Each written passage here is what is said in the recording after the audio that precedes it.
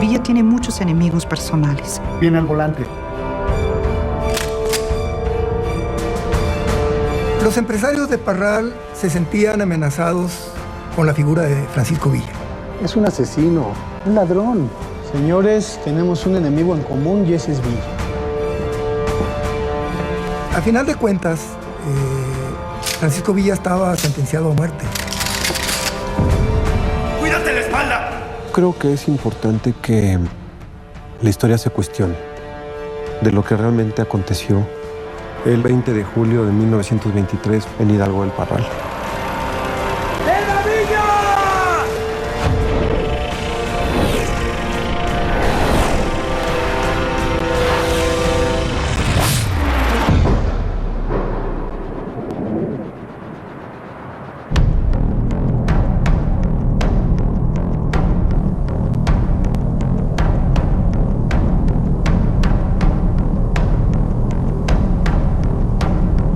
Una fresca mañana en julio de 1923, el Centauro del Norte sale de Hidalgo de Parral rumbo a su hacienda en Canutillo.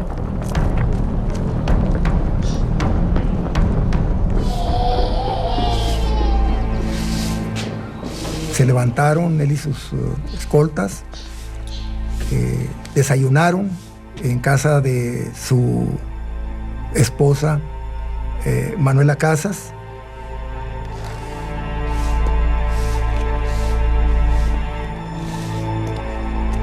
¡Vámonos, muchachos! ¡Salió! No, Villa, con un estado de ánimo muy optimista, le pide a Rosalío, su chofer, que lo deje manejar. ¡Ahí está!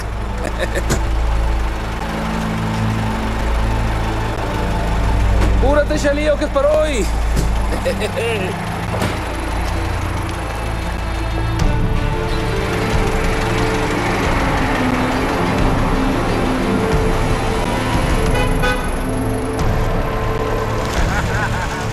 Todo el mundo sabía a qué iba Pancho Villa Parral, pues iba a visitar a Manuela. Sabían los movimientos, sabían por dónde entraba y sabían por dónde salía.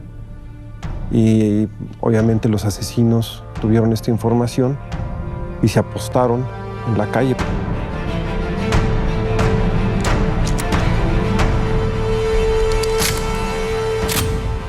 En ese momento ni siquiera había guarnición en Parral.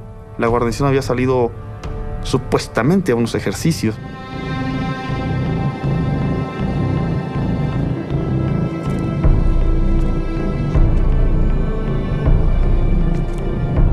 Se podía ver perfectamente desde el momento en que el carro salió, seguirle la pista hasta el momento en que iba a dar vuelta. El único problema al que se enfrentan y que resuelven de manera relativamente sencilla es: ¿viene o no viene Villa? Y luego, ¿viene Villa conduciendo o no?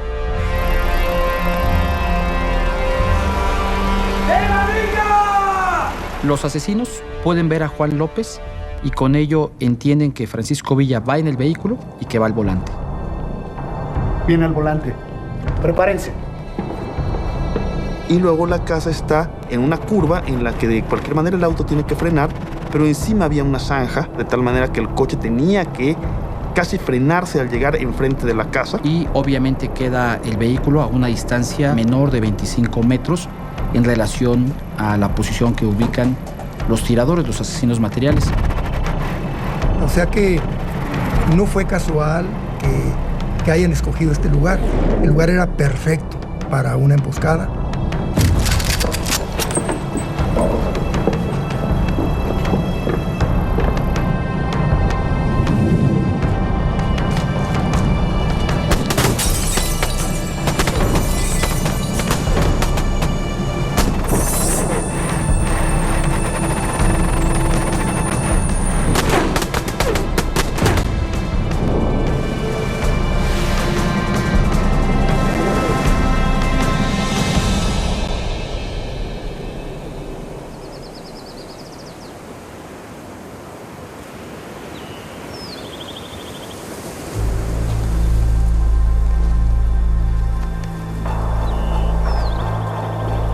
Doroteo Arango, un hombre que apenas sabía leer, toma el nombre de Francisco Villa y pasa de ser un bandolero a uno de los grandes revolucionarios de México.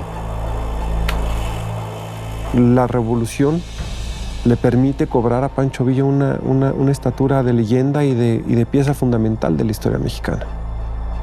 Por un lado es un sujeto extraordinariamente sanguinario y por otro también tiene algunos visos de conciencia social.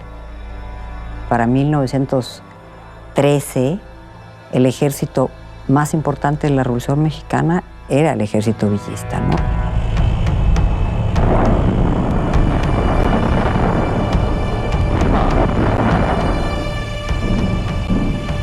Dos años más tarde, Villa es derrotado y en 1920 firma su rendición con el gobierno del entonces presidente Adolfo de la Huerta. Y Pancho Villa se compromete a no participar en política. El gobierno de la República se compromete a cubrir los gastos de una escolta de 50 hombres y a darle una hacienda a Villa, que es la hacienda de Canutillo.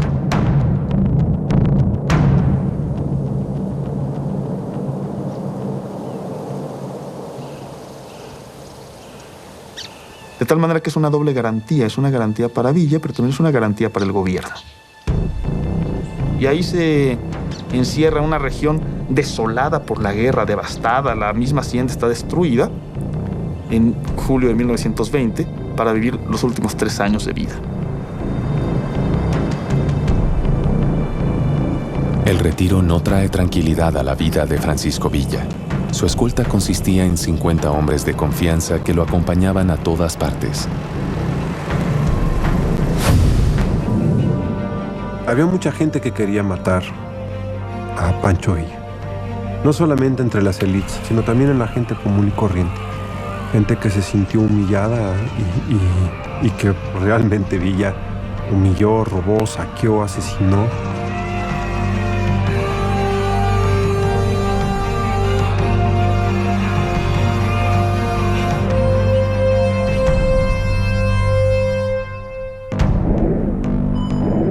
Pero Villa no solo tenía enemigos internos, sino también en el extranjero. Villa está en la lista de los más buscados de Estados Unidos. Es la lista del Departamento de Estado, de la inteligencia militar. Es un enemigo para siempre de Estados Unidos. No van a descansar hasta que no lo vean, como ellos dicen, eliminado. Porque es el único latinoamericano, se dice, que ataca a Estados Unidos en esta invasión a Columbus, Nuevo México. Los Estados Unidos ven la posibilidad de restablecer todo lo que han perdido. Dentro de las condiciones que piden está la cabeza de Villa.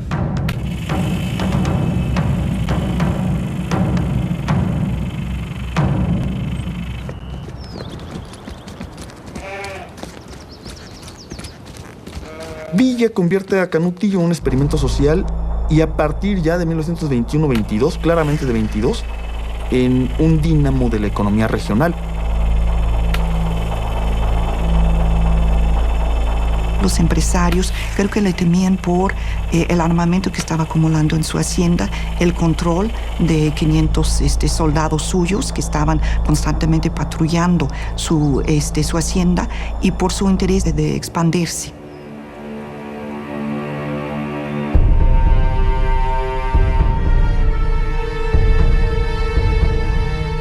Es algo que evidentemente no les gusta a los poderosos de Parral. Yo perdí a mi padre y a 4 hermanos a manos de Villa y esos bandidos. Y ahora es un rico hacendado de Canutillo. Y el gobierno le dio 200,000 pesos como indemnización por sus 4 carnicerías que perdió en la revolución. Y yo me quedé sin nada. Todo esto confluye a que lo mejor es que desaparezca. Cuando intentaron asesinarme en Torreón, al asesino le encontraron una lista de nombres que le había dado el mismo Villa. Señores, tenemos un enemigo en común y ese es Villa. ¿Estamos de acuerdo entonces? Estamos de acuerdo. Estamos de acuerdo, sí. Entre los enemigos de Villa en Hidalgo del Parral se encuentra un hombre joven, miembro de una familia prominente en la región, Jesús Herrera.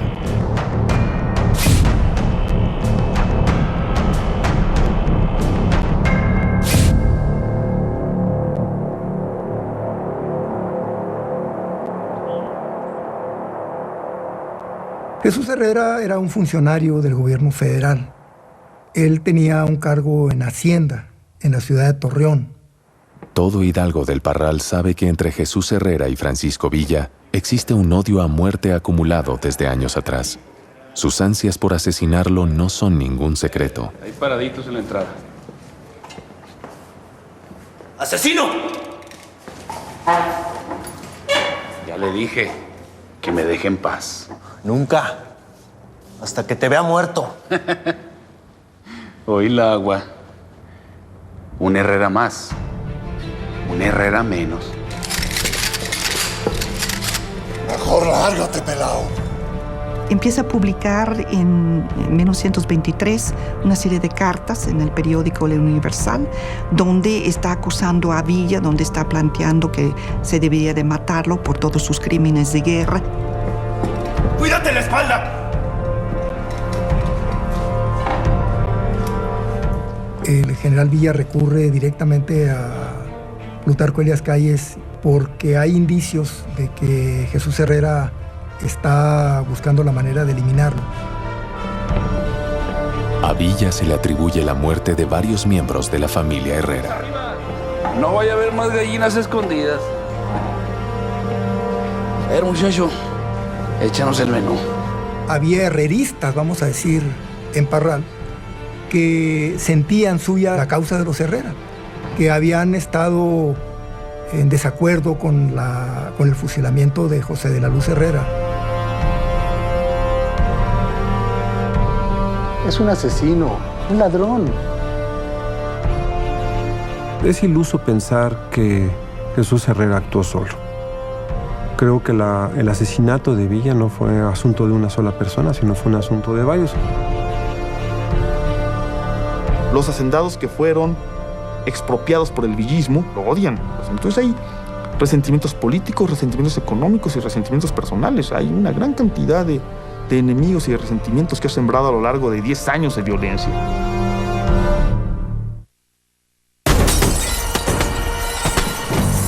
Villa es asesinado en Hidalgo del Parral el 20 de julio de 1923. Yo perdí a mi padre y a 4 hermanos. Jesús Herrera tenía motivos personales para matar a Villa, pero él solo era la punta de lanza de una gran conspiración.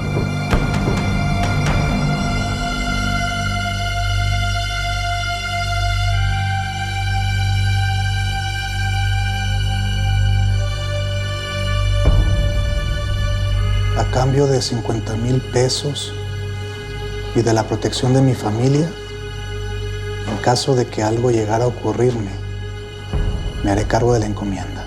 Jesús Salas Barraza es un diputado del estado de Durango, muy cercano a los intereses del gobernador Castro. Salas Barraza va a llegar al grupo recomendado por su pariente José Barraza. Hay versiones en las que se hace actuar a los empresarios como contribuyentes, a Jesús Herrera como contribuyente. Salas Barraza empieza a contactar a enemigos personales de Francisco Villa y orquestar todo este asesinato.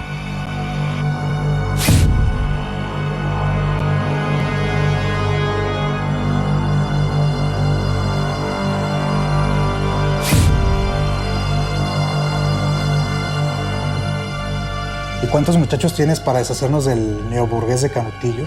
Yo tengo 5 y puedo conseguir más. ¿De toda confianza? Por supuesto. ¿Qué garantías nos dan? Todas. Salas Barraza fue el contacto con Melitón Lozoya. Tiene la responsabilidad histórica de haber sido el que agrupa los pistoleros. Son esas.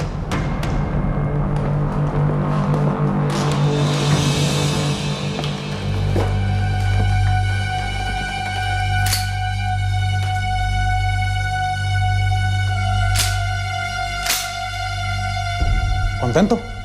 Los pistoleros van a recibir armamento, municiones y dinero. Todo esto va a llegar a través de Salas Barraza.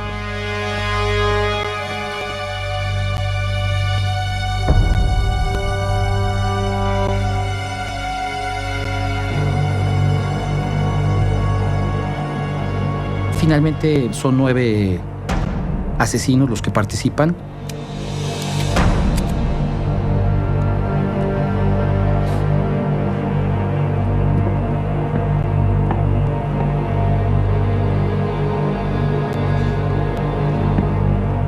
El grupo es dirigido por Melitón Lozoya y Salas Barraza, que es uno de los 9 pistoleros.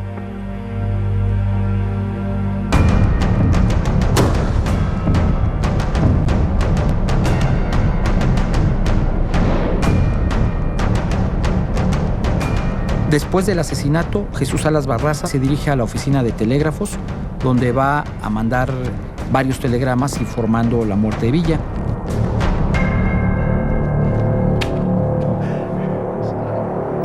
Muchos de los participantes se jactaban abiertamente de haber sido quienes lo habían masacrado. Eso puede indicar de alguna manera que se sentían protegidos. Probablemente esto estaba dentro del pago y de la negociación con los asesinos materiales.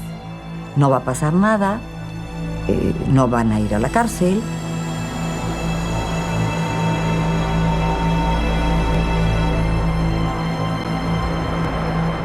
Francisco Villa va a recibir 13 impactos de bala. 2 los va a recibir en ambos codos. Va a recibir un disparo directamente en el abdomen que va a hacerle gran daño a los intestinos. Un cuarto disparo a la altura del pecho que va a perforar los pulmones. Un quinto disparo se va a impactar en el corazón, lo que va a florear este órgano por ser una bala expansiva. El sexto disparo se va a impactar en su mano derecha, también es expansivo y la va a destrozar. Y el último disparo, el 13avo, lo va a recibir en el cráneo. Es el famoso tiro de gracia. Va a recibir también 6 rozones de distintos calibres en áreas diferentes del cuerpo.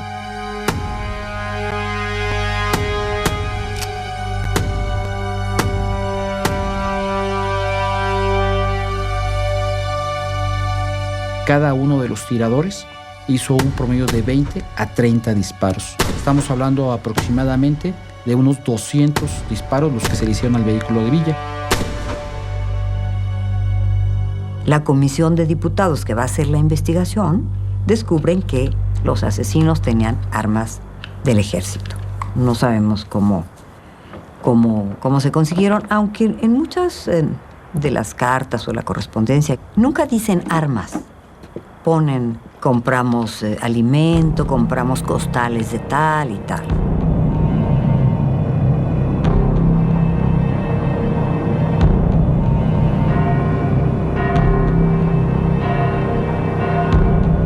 El armamento no es la única pista que apunta hacia un alto mando militar.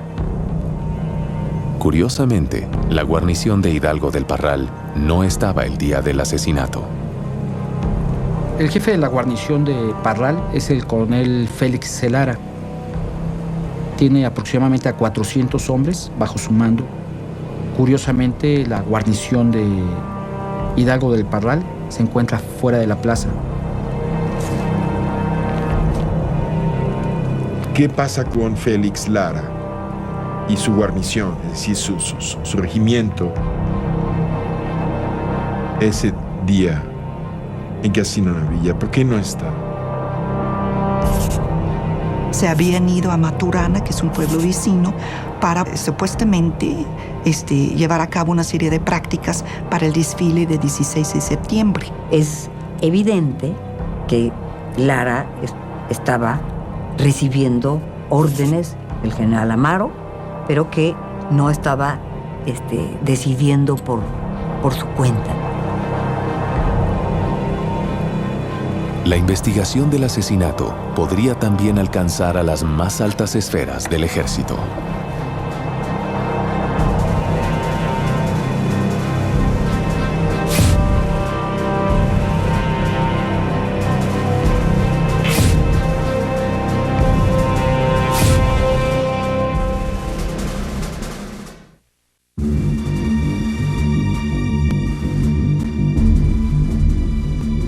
Jesús Salas Barraza y Melitón Lozoya se encargaron de contratar a los pistoleros que terminarían con la vida de Francisco Villa un 20 de julio de 1923. Pero las órdenes parecían provenir de un connotado general del ejército.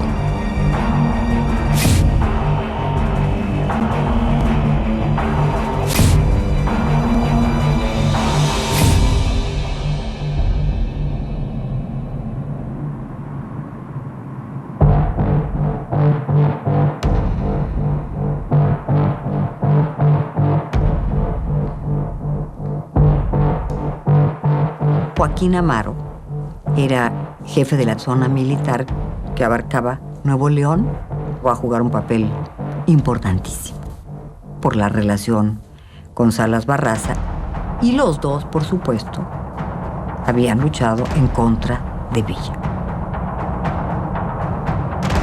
Amaro es uno de los militares de mayor confianza del secretario de Gobernación, y es a Amaro quien está encomendado a fin de cuentas para instrumentar el crimen. El que lo ejecutó fue Salas Barraza, y el que planeó la operación como operación militar fue Amaro.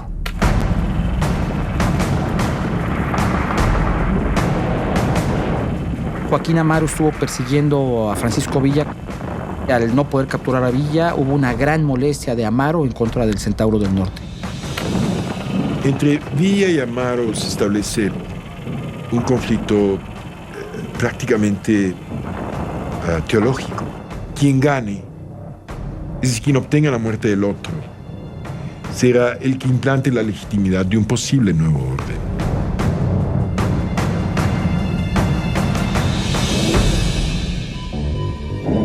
La participación de Joaquín Amaro en el asesinato es de encubrimiento y de complicidad.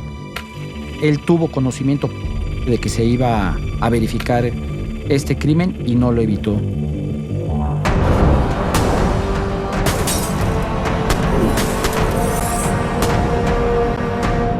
Amaro está muy cerca de Calles. Entonces, ahí lo que vemos es este vínculo muy, muy fuerte con la Secretaría de Gobernación.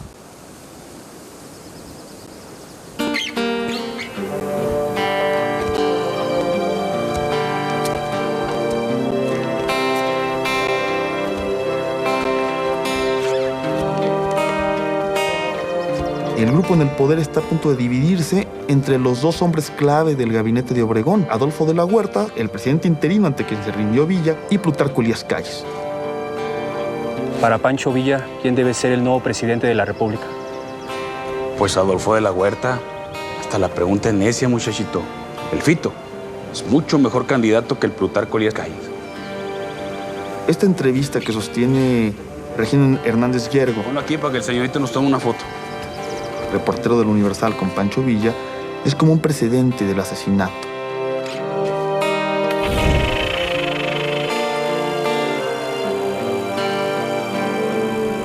Y se convierte claramente en un emplazado cuando se ve venir la ruptura de Adolfo de la Huerta con el presidente Obregón y con Plutarco Elías Calles. ¿Significaba esto que iba a acarrear las posibilidades de que Calles lo vieran como un enemigo definitivo? Sí, pero un enemigo muy especial.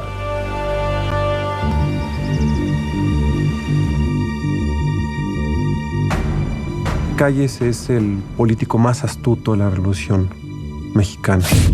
Es el único de todos ellos que sobrevivió a la Revolución, y creo que fue el más sagaz, aquel que supo leer lo que el país necesitaba. Calles es un revolucionario desde 1910 y ya a partir del 1 de diciembre de 1920, secretario de Gobernación. Calles está muy separado del área del villismo y combaten el uno contra el otro, como combate contra cualquier otro general constitucionalista. Calles puede dar órdenes, puede indicar a sus subalternos, a los generales que están a cargo del cuartel de Parral y de la comandancia en Chihuahua.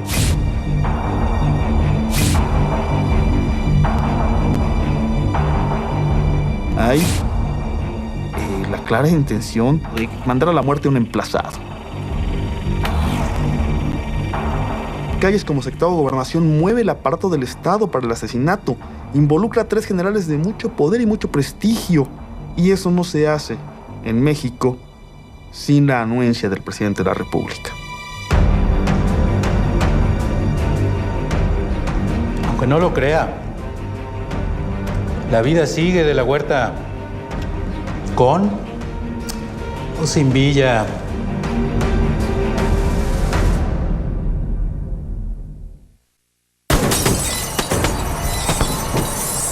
Todos los indicios sobre el asesinato de Villa parecían apuntar a una conspiración orquestada en las esferas más altas del poder de la República. En el ámbito popular se contaban algunos chistes, la gente se preguntaba quién mató a Francisco Villa y la respuesta de la gente era: cállese, señor. Aunque no lo crea, la vida sigue de la Huerta con o sin Villa.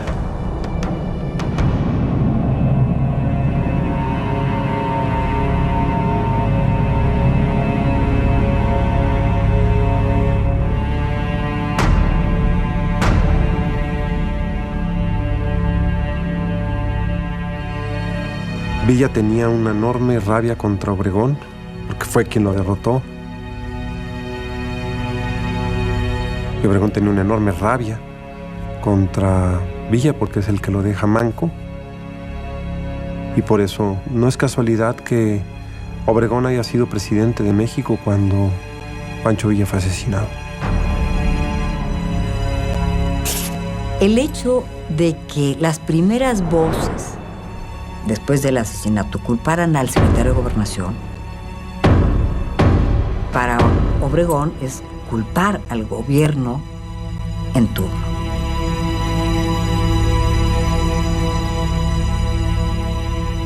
Creo, o he sostenido siempre, que los dos estaban perfectamente enterados de este asesinato antes de llevarse a cabo.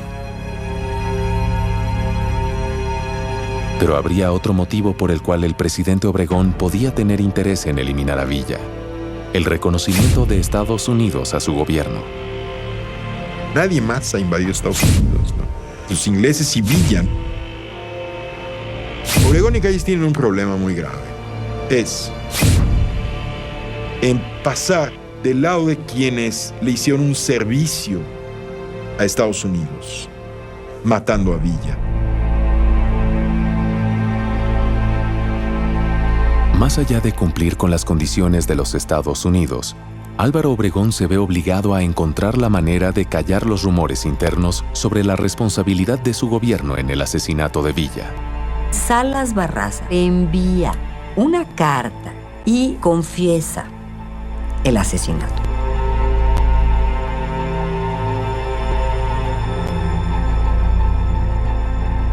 En esta confesión, él dice que había hecho un asesinato justo, dado la cantidad de crímenes de guerra que había cometido Villa contra las personas y contra los intereses de la nación.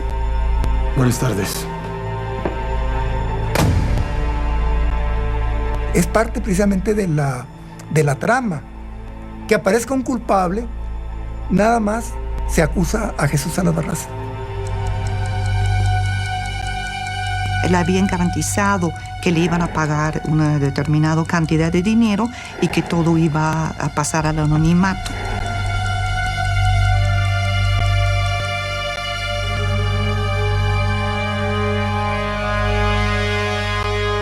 Hay una correspondencia muy interesante entre Obregón y Calles, que en ese momento se encuentra en Soledad de la Mota, está recuperándose de una operación.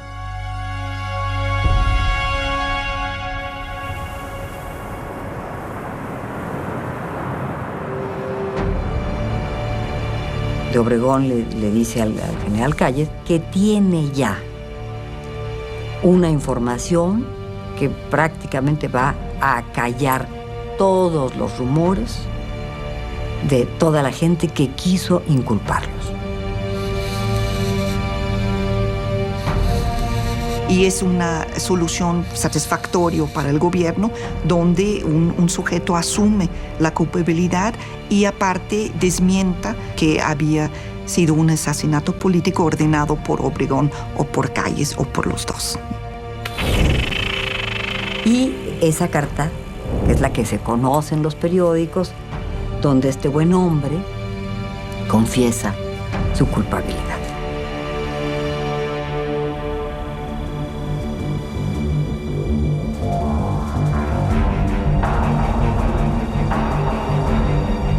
Pero Jesús Salas Barraza se escapa bajo condiciones extraordinariamente extrañas. Salas Barraza sale rumbo al norte, donde recibe la protección de su amigo, el general Joaquín Amaro, y lo va a auxiliar para su escape.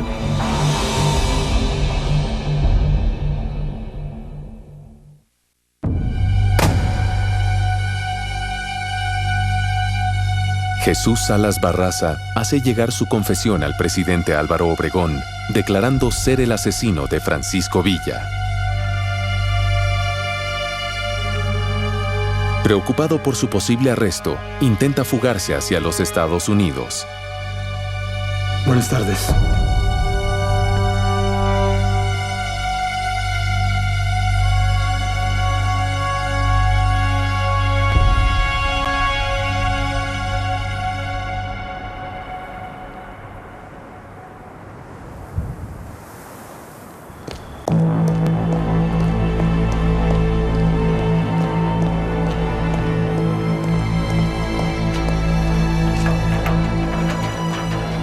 Salas Barraza va seguido de cerca por el general Paulino Navarro, un agente de la Secretaría de Gobernación, que recibiendo órdenes del presidente de la República, el general Álvaro Obregón, detiene a Salas Barraza. Jesús Salas Barraza, soy Paulino Navarro. Acompáñenos, por favor. Se trasladan en calidad de detenido, de preso, a Salas Barraza, a la ciudad de Chihuahua, donde es sujeto a un juicio. Jesús Salas Barraza lo considero un señuelo, una pieza que se usó para los fines que se tenían previstos políticamente.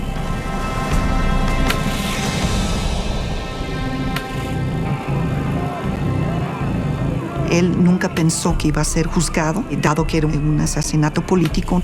Se le quitan su fuero por la oposición política que implica de parte de villistas en el estado de Durango y Chihuahua. Ya cuando Salas Barraza está sujeto a un juicio, ya se dan nombres.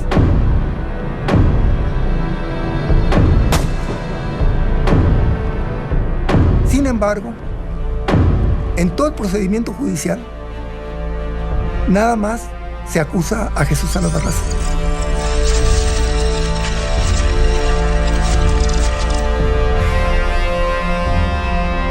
Y Salas Barraza es sentenciado a 20 años de prisión. Ya está encarcelado, escribe a Amaro que él cumplió con el asunto consabido, que por favor lo saquen de la cárcel. Amaro le contesta que no se preocupe, que van a hacerse las cosas que se necesiten, los arreglos necesarios.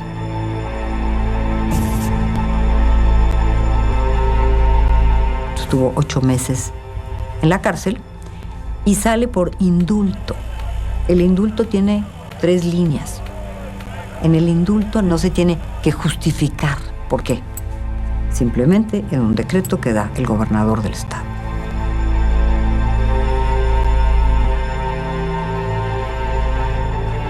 Y de ahí en adelante Salas Barraza es una estrella. Es una estrella que hasta el momento de su muerte él va a seguir adjudicándose la responsabilidad.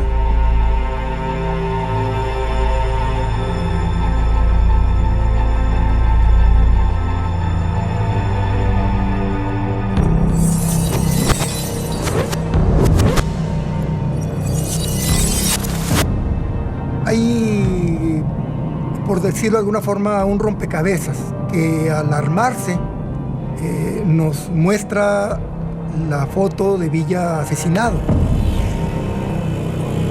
Cada pieza nos va indicando cómo se va a llegar a eso. ¡Cuídate la espalda! Que Jesús Herrera contacta a Jesús Salas Barraza y que le ofrece este dinero. Un ladrón. Para este asunto. Me haré cargo de la encomienda. Que Salas Barraza, que era diputado, haya intervenido para establecer contacto con Melitón Lozoya. ¿Qué garantías nos dan? Y obviamente esto va a beneficiar a Melitón Lozoya y a su grupo de pistoleros. Esos son los que mataron a Villa. Son pistoleros. Quizá la encomienda de que Amaro forme el grupo es porque Amaro es uno de los militares de mayor confianza en el secretario de Gobernación y es el secretario de Gobernación, Plutarco Elías Calles, quien está encomendado a fin de cuentas por el presidente de la República para instrumentar el crimen. ¿Con o sin Villa? Son una cantidad de elementos y de gente que está ahí metida que no hay manera de eliminar la participación de la presidencia y del secretario de Gobernación.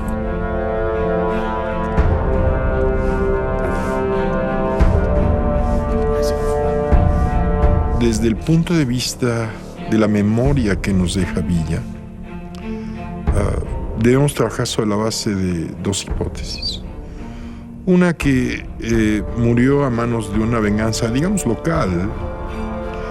Y otra cosa muy distinta es, por supuesto, morir a manos de un presidente. Hay maneras y maneras de morir. Finalmente,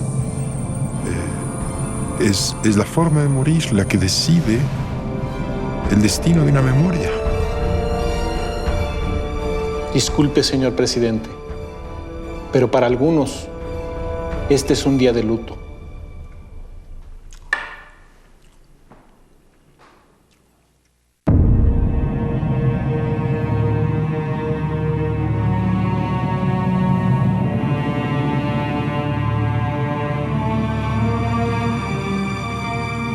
El 20 de julio de 1923 fue la última vez que Pancho Villa fue de Hidalgo del Parral hacia su hacienda en Canutillo.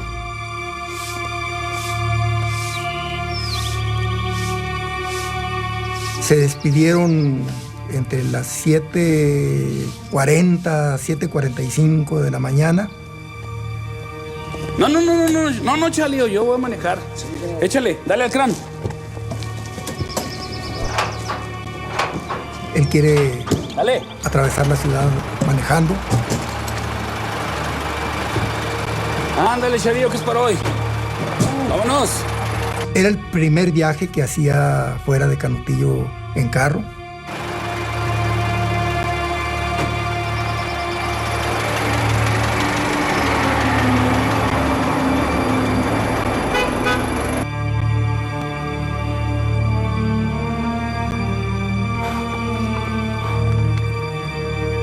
Los asesinos buscan un lugar en el que va a ser muy sencillo acabar físicamente con Pancho Villa y planean la emboscada con cuidado y además no tienen prisa.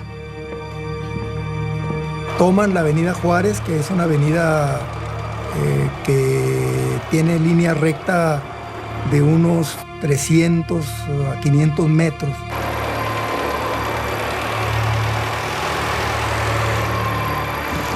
Hasta el sitio donde da vuelta la avenida esta para agarrar la Gabino Barreda.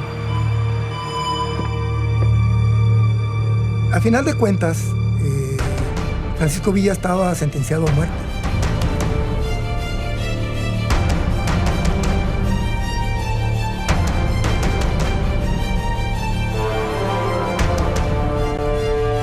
Los asesinos, cuando observan a Juan López, pueden observar primero que Francisco Villa viene en el vehículo y segundo, que va al volante del mismo. Fueron minutos, pocos minutos. Y cuando el carro se aproxima, ellos son conscientes, están seguros de que Villa viene manejando. ¡Era Villa! Viene manejando. Prepárense.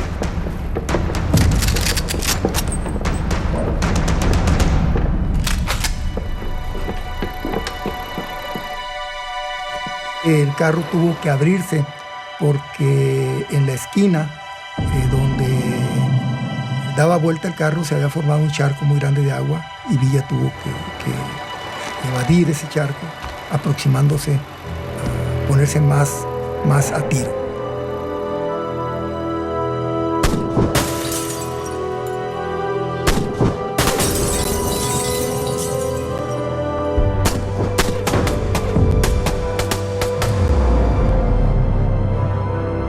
El tipo de armamento que utilizaron los pistoleros son fusiles 30-30 y 30-40, así como pistolas calibre 45 y calibre 44.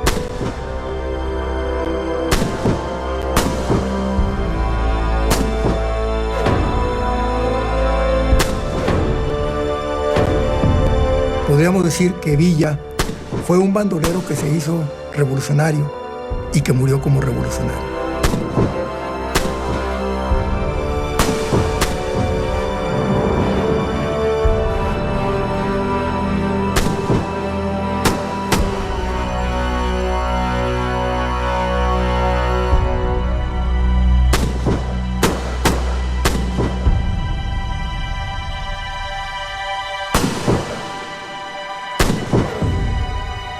La historia comprometida con la verdad debe de rescatar la figura de Pancho Villa y la forma en la que terminó este revolucionario tan distinguido de la historia de México.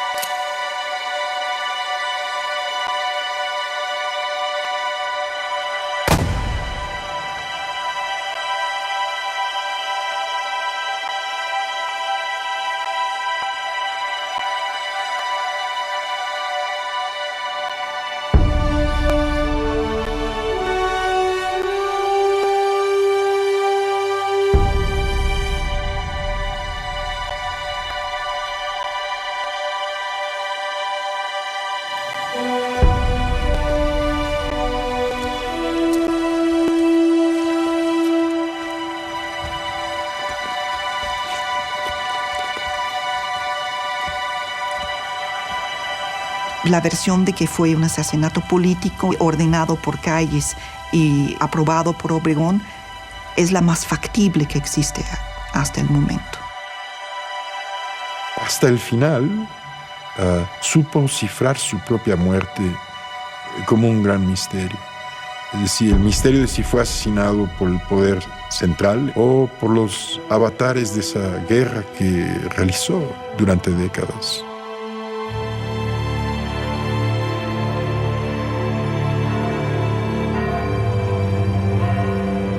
El entierro de Villa fue espectacular. Llegó muchísima gente. Eso le hubiera gustado a Villa.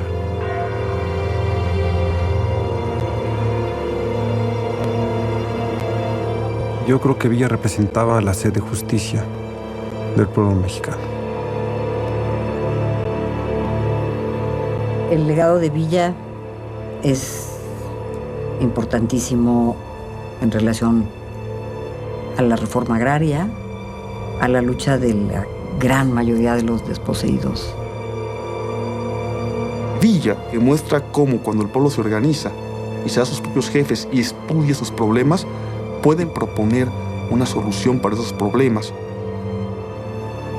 Una vez que se acabó la Revolución Mexicana, creo que Villa se perdió a sí mismo. Villa era un guerrero, un tipo acostumbrado a las armas, y esta vida de paz creo que lo adormeció. Y de alguna manera este adormecimiento hizo que bajara la guardia. Fue quizás una forma de dejarse matar. Y le hubiera encantado que hasta la fecha sigamos haciendo a Obregón y a Calles los presuntos responsables de su asesinato. Eso le hubiera encantado a Villa. Así es que no sé quién ganó esa batalla. Lo que sí sabemos es que Obregón y Calles ganaron el poder y Villa acaso ganó la historia.